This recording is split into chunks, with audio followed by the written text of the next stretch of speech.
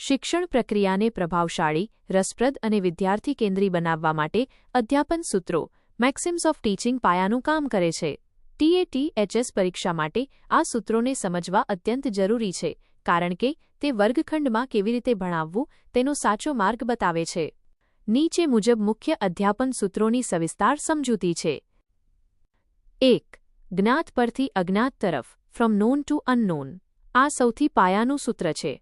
બાળક જે બાબત પહેલેથી જાણે છે તેનો આધાર લઈને તેને નવી અને અજાણી બાબત શીખવવી જોઈએ.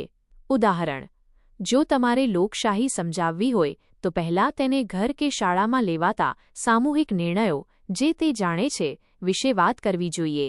ફાયદો: વિદ્યાર્થીમાં આત્મવિશ્વાસ વધે છે અને નવું જ્ઞાન સ્વીકારવામાં સરળતા રહે છે. 2. સરળ પરથી કઠિન તરફ, ફ્રોમ સિમ્પલ ટુ કોમ્પ્લેક્સ.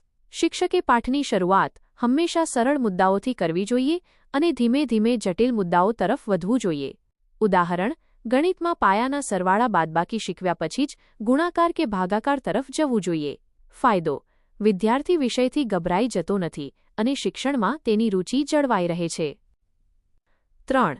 મૂર્ત પરથી અમૂર્ત તરફ, ફ્રોમ કોન્ક્રીટ ટુ એબ્સ્ટ્રેક્ટ. જે વસ્તુ જોઈ શકાય, અડી શકાય કે અનુભવી શકાય તેને મૂર્ત કહેવાય. જે માત્ર વિચારો કે કલ્પનામાં હોય તેને અમૂર્ત કહેવાય. ઉદાહરણ: ભૂમિતિમાં ગોળ આકાર સમજાવવા માટે પહેલા બંગડી કે સિક્કો મૂર્ત વસ્તુ બતાવવો જોઈએ, ત્યારબાદ જ ગોળની વ્યાખ્યા અમૂર્ત આપવી જોઈએ. ફાયદો: બાળકની સમજણ સ્પષ્ટ બને છે. 4. પૂર્ણ પરથી અંશ તરફ, ફ્રોમ હોલ ટુ પાર્ટ્સ. આ સૂત્ર સમષ્ટિવાદ ગેસ્ટોલ્ટિઝમ પર આધારિત છે. પહેલા આખી વસ્તુનો પરિચય આપવો અને પછી તેના ભાગો સમજાવવા.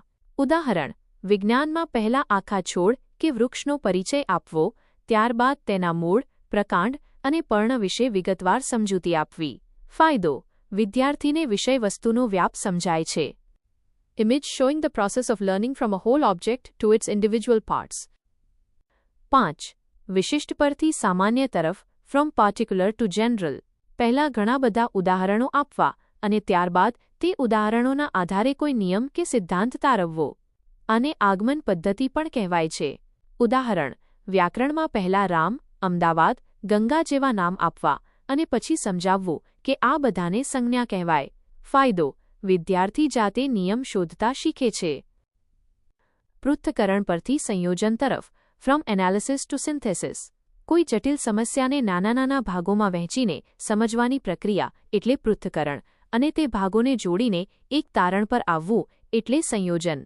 ઉદાહરણ: ઇતિહાસમાં કોઈ યુદ્ધના કારણો અલગ અલગ સમજાવવા, પૃથ્થકરણ અને અંતે તે યુદ્ધની અસરોને જોડીને આખા યુદ્ધનો સારાંશ આપવો, સંયોજન.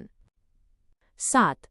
મનોવૈજ્ઞાનિક ક્રમથી તાર્કિક ક્રમ તરફ, from psychological two logical.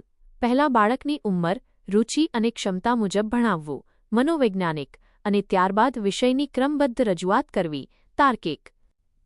TATHS પરીક્ષા માટે ઉપયોગી તારણો. અધ્યાપન સૂત્ર. મુખ્ય હેતુ: અનુભવજન્યથી તાર્કિક. પહેલા અનુભવ કરાવવો, પછી તેનું તર્ક સમજાવવું. આગમનથી નિગમન. ઉદાહરણો પરથી નિયમો તરફ જવું. અનિશ્ચિતથી નિશ્ચિત. બાળકના અસ્પષ્ટ વિચારોને સ્પષ્ટતા આપવી.